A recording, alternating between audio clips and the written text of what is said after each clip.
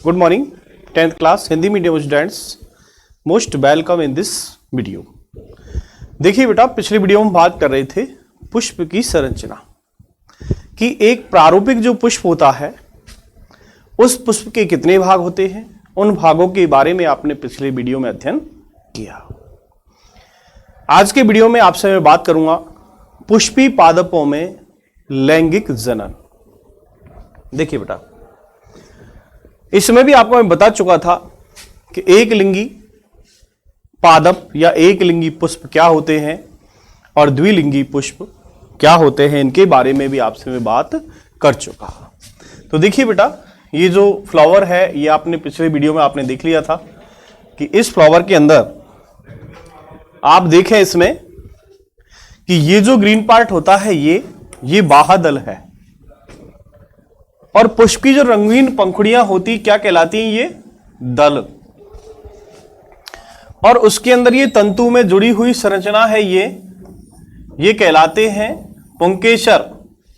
और पुंकेसर पुष्प का नरजनन भाग है और ये वाला जो भाग है ये स्त्री केसर है, मीन्स मादा जनन अंग है, मादा जनन अंग। तो इस के बारे में हम बात कर रहे थे। और ये मादा जनन अंग जो स्त्री केसर है, इसके 3 भाग होते हैं, वर्तिकाग्र, वर्तिका एवं अंडाशय। तो ये बात हमने यहां तक कर ली थी। देखिए बेटा, आज मैं थोड़ा सा और आगे टॉपिक को बढ़ाता हूं।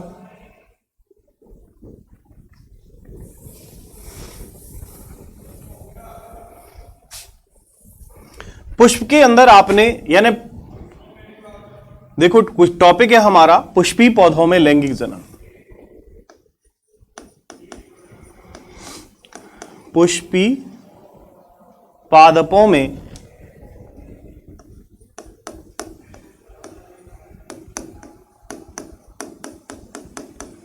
लैंगिक जनन।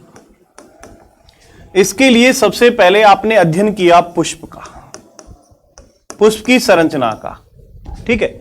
और मैं एक बात और बता दूं, जो पुष्प है, पुष्प पौधे का जनन भाग होता है।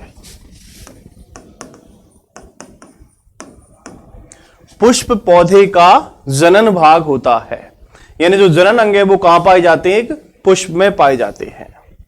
अब हम जनन अंग की बात करें, देखो दूसरा पॉइंट दे रहा हूं मैं, पुंकेसर। एक एक लाइन लिख लें आप भी। पुंकेसर क्या है? पुष्प का नर जनन भाग पुंकेसर कहलाता है। पुष्प का नर जनन भाग पुंकेसर कहलाता है।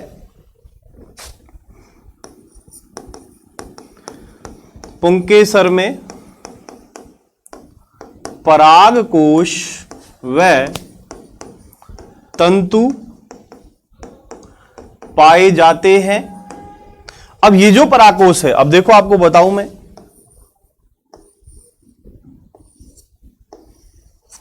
ये एक तरह से पुंकेसर की संरचना है। ये वाला भाग होता है परागकोश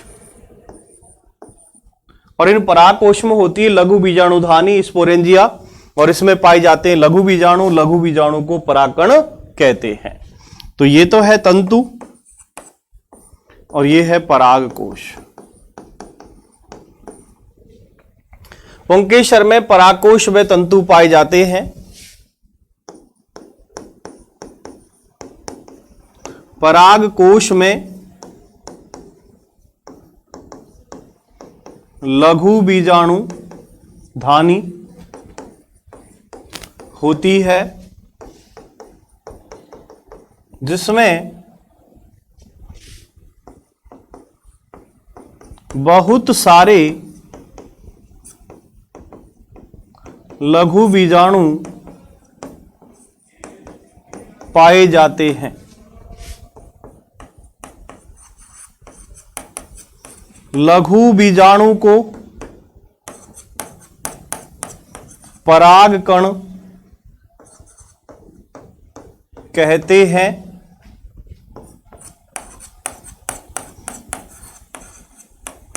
परागकणों को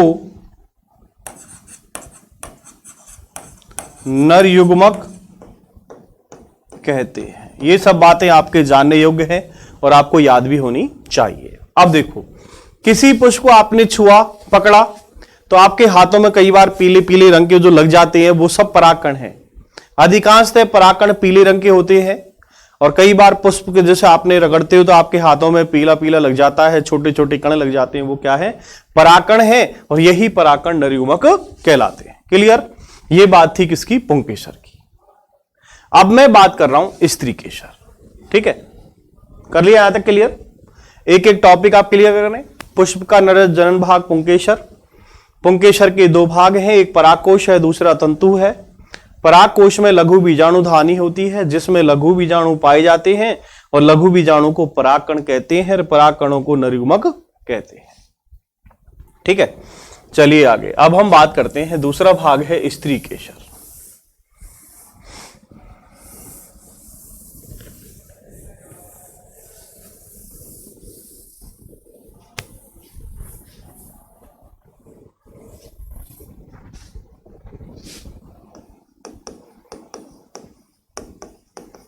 स्त्री केसर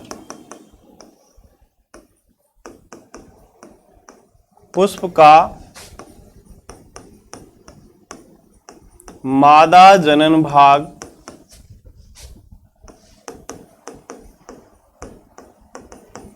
स्त्री केसर कहलाता है।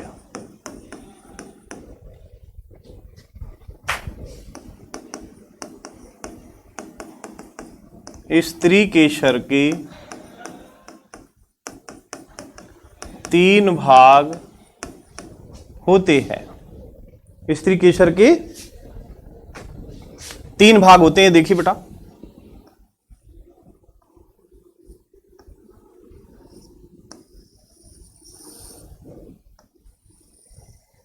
ये स्त्री केसर है, ये इसके अंदर होता है बीजांड। तो ये भाग तो कहलाती है वर्तिकाग्र, ये भाग कहलाती है वर्तिका, और आधारी भाग जो फूला हुआ है ये कहलाता है अंडाशय।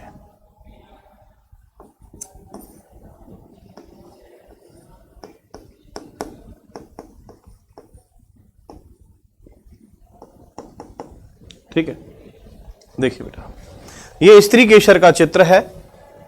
स्त्री केसर के 3 भाग होते हैं, यानी पुष्प के मध्य में फूला हुआ आधारी भाग अंडाशय कहलाता है। अंडाशय के ऊपर पाई जाने वाली पतली नलिका को वर्तिका कहते हैं और इसके शीर्ष भाग को वर्तिकाग्र कहते हैं। यानी स्त्री केसर का शीर्ष भाग वर्तिकाग्र कहलाता है। वर्तिकाग्र के नीचे पतली नलिका को वर्तिका कहते हैं और वर्तिका के नीचे आधारी फूला हुआ भाग जो होता है वो अंडाशय कहलाता है। अंडाशय में बीजांड होते हैं। अंडाशय में बीजांड होते हैं। बीजांड से बनता है बीज और अंडाशय से पूरा फल बनता है। ठीक है, अब मैं आगे चलता हूं और यहां इसके 3 भाग होते हैं, इनके बारे में आपने जाना। ठीक है, अब यदि बात करूं मैं यहां पर कि जैसे स्त्री केसर के 3, जैसे पुंकेसर आपने पढ़ा ऐसे स्त्री केसर पढ़ा, उसका भी आपने चित्र देखा। अब यदि हम कहें इस अंडाशय या बीजांड के अंदर, इसको कहते हैं गुरु बीजाणु धानी, इसमें पाए जाते हैं गुरु बीजाणु और गुरु बीजाणु को कहते हैं अंड। क्या कहते हैं? अंड। तो इस अंडाशय के अंदर अंड का निर्माण होता है और उस अंड को कहते हैं मादा युग्मक। क्या कहते हैं? मादा युग्मक। तो अब हम एक एक करके चलते हैं आगे। अगला क्वेश्चन,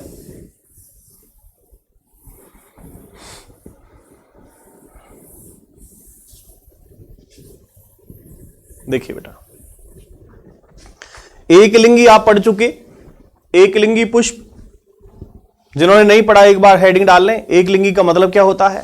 एकलिंगी पुष्प वह पुष्प जिसमें के पुंकेसर तथा स्त्री केसर में से केवल एक जननांग उपस्थित होता है उसे एक लिंगी पुष्प कहते हैं।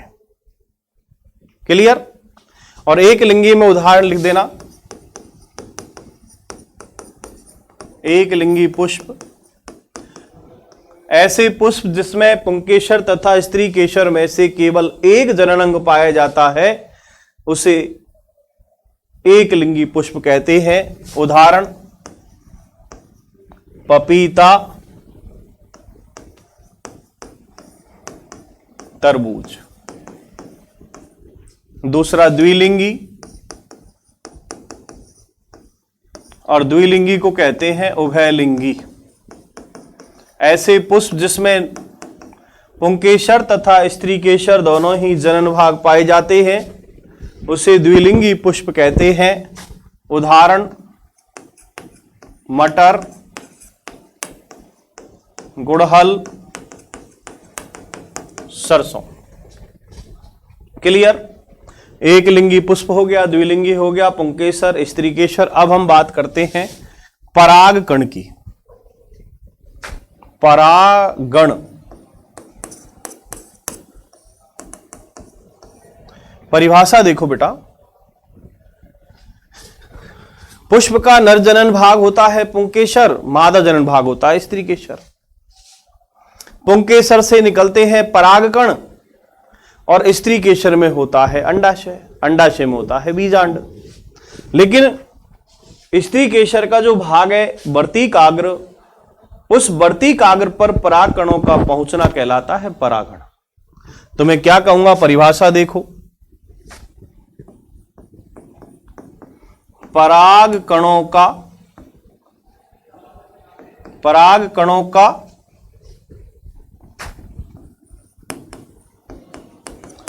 पुंकेसर से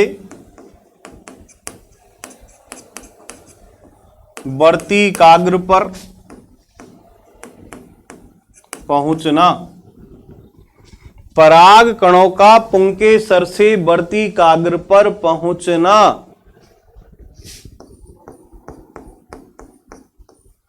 परागण कहलाता है।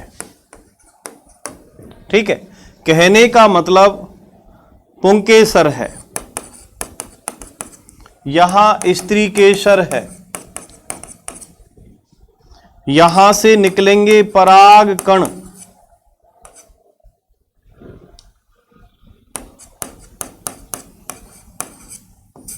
स्त्री केसर का भाग है वर्तिकाग्र, तो इस परागकण का वर्तिकाग्र पर पहुंचना परागण कहलाता है। ये क्रिया एक पुष्प में भी होती है, अलग अलग पुष्प में भी होती है।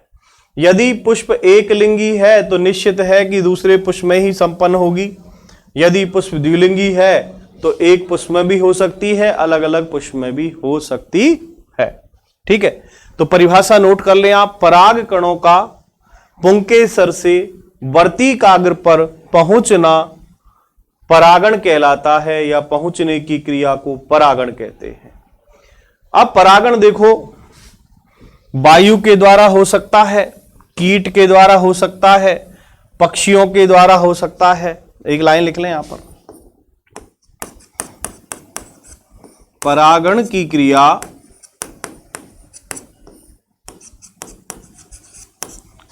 वायु द्वारा, जल द्वारा, कीटों द्वारा, पक्षी द्वारा,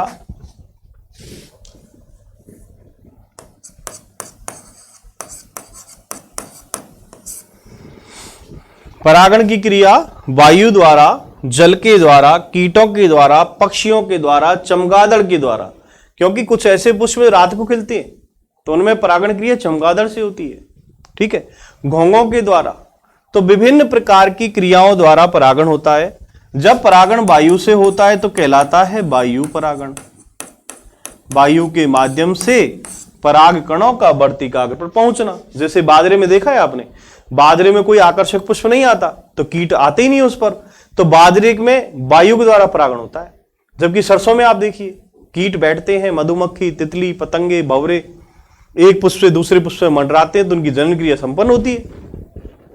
ठीक है, जल के द्वारा, जो जलीय पादप होते हैं उनके पुंकेसर जल की धारा के साथ बहकर वर्ती काग्र पर पहुंच जाते हैं, परागण हो जाता है।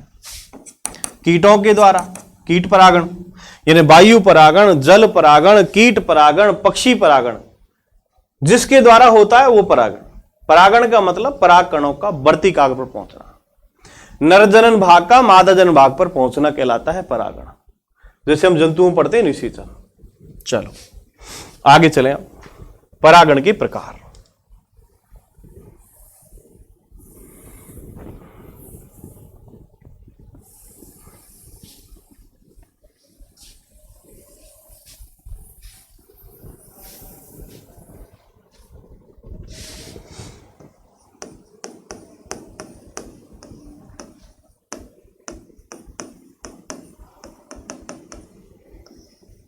परागण के प्रकार। परागण दो प्रकार से होता है। परागण दो प्रकार से होता है। नंबर एक, स्वयं परागण, और दूसरा होता है पर परागण। समझिए दोनों को। स्वयं मतलब अपने आप, पर यानी दूसरा। स्वयं परागण जब किसी एक पुष्प के परागकण उसी पुष्प की वर्ती काग्र पर पहुंचते हैं तो इस क्रिया को स्वयं परागण कहते हैं। क्या कहते हैं? कि यदि पराग कणों का स्थानांतरण उसी पुष्प के वर्ती काग्र पर हो जाए, पराग कणों का स्थानांतरण उसी पुष्प के वर्ती काग्र पर, तो मैं कह सकता हूं किसी पुष्प के पराग कणों का, किसी पुष्प के पराग कणों का उसी पुष्प के वर्ती काग्र पर पहुंचना स्वयं परागण कहलाता है। ठीक है, यानी पराग कणों का उसी पुष्प के वर्ती काग्र पर पहुंचना स्वयं परागण कहलाता है। और स्वयं परागण केवल द्विलिंगी पुष्पों में ही संभव है। ऐसे पुष्प जिसमें पुंकेसर और स्त्री केसर दोनों जनन अंग पाए जाते हैं, केवल उन्हीं में ही स्वयं परागण संभव है। एक लिंगी पुष्पों में स्वयं परागण संभव नहीं है। तो यहां देखिए बेटा, किसी पुष्प के पराग कणों का उसी पुष्प के वर्ती काग्र पर पहुंचना स्वयं परागण कहलाता है। जिससे मैं आपको छोटा सा एक डायग्राम समझाने का प्रयास कर रहा हूं, बनाना नहीं है। ये स्त्री केसर है, ये इसके पुंकेसर हैं।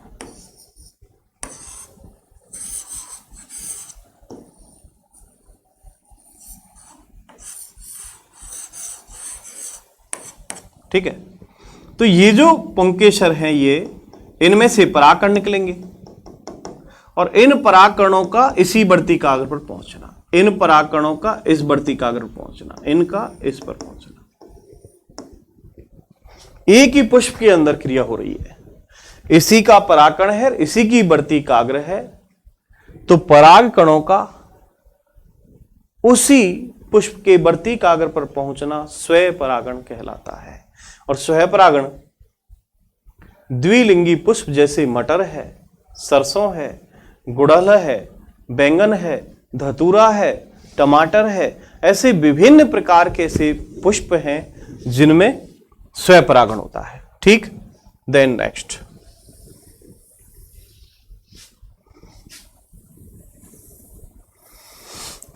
दूसरा प्रकार है बेटा पर परागण। पर परागण, इसका अपोजिट करेंगे हम। एक पुष्प के पराग कणों का, एक पुष्प के पराग कणों का दूसरे पुष्प के वर्तिकाग्र पर पहुंचना पर परागण कहलाता है। देखिए, एक पुष्प के परागकणों का दूसरे पुष्प के वर्तिकाग्र। अब यह जो परपरागण है एक लिंगी पुष्प में तो होता ही है, एक लिंगी पुष्प में तो परपरागण होता है, लेकिन द्विलिंगी पुष्प में भी करवाया जा सकता है, क्योंकि प्लांट द्विलिंगी है। जैसे हम कहें एक पुष्प पर, एक प्लांट में पुष्प लगे हुए हैं पौधे में, तो एक इसमें पुष्प बहुत सारे हैं, तो एक पुष्प के पुंकेसर से यानी परागकणों का दूसरे पुष्प के वर्तिकाग्र पहुंचना, चाहे पेड़ एक ही हो, भाई एक पौधे से दूसरे में जा रहा है तब तो हो है ही है, लेकिन एक पुष्प से दूसरे में हो रहा है, चाहे प्लांट एक ही हो, तब भी वो परपरागण कहलाएगा। यानी एक प्लांट के अंदर, एक पेड़ के अंदर बहुत सारे पुष्प हैं, तो एक पुष्प का पुंकेसर और दूसरे पुष्प का स्त्रीकेसर, तो एक पुष्प के परागकण का दूसरे पुष्प के वर्तिकाग्र पर पहुंचना परपरागण कहलाता है। और यह जो परपरागण की क्रिया है एक लिंगी पुष्पों में होती है, जबकि द्विलिंगी पुष्पों में भी परपरागण होता है और करवाया भी जा सकता है। लेकिन ये जो स्वपरागण है, इसमें आप एक लाइन लिख देंगे, स्वपरागण केवल द्विलिंगी पुष्पों में होता है। यहां लिख देंगे परपरागण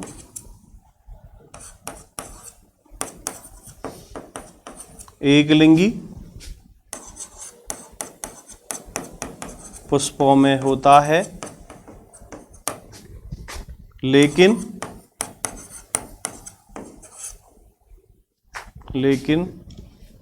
एकलिंगी में तो होता ही है, लेकिन द्विलिंगी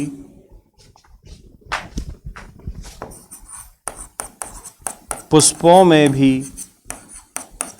हो सकता है या करवाया जा सकता है।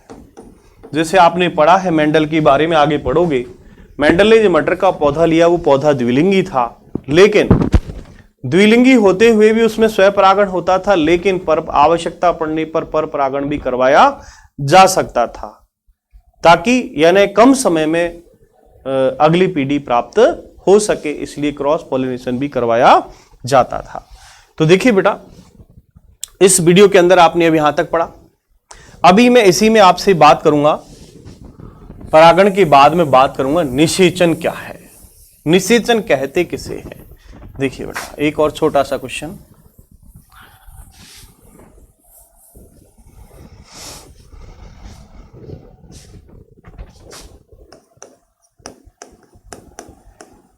निषेचन।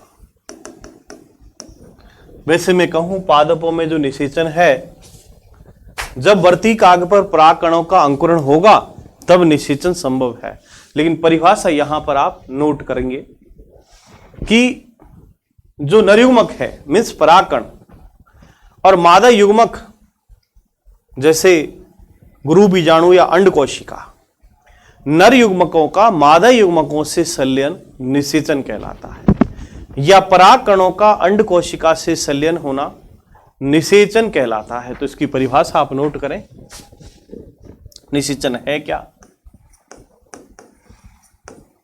नर युग्मकों तथा मादा युग्मकों का संलयन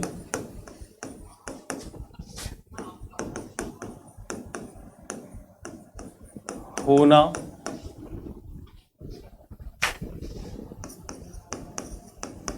निषेचन कहलाता है। ठीक है। अब यहां नरिगमक का मतलब परागकण, आप ये भी कह सकते हो पराग कणों का अंड कोशिका से,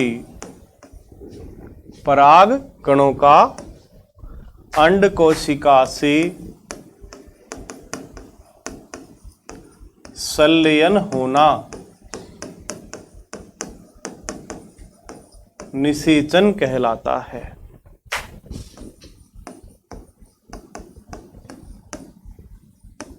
ठीक है, यानी निषेचन बराबर परागकण प्लस अंड कोशिका। ठीक है, निषेचन का मतलब परागण प्लस अंड कोशिका बराबर क्या बनेगा फिर? युग्मनज।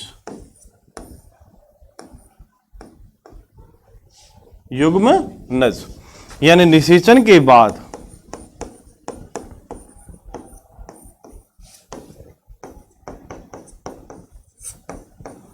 युग्मनज का निर्माण होता है। युग्मनज को कहते हैं जाइगोट।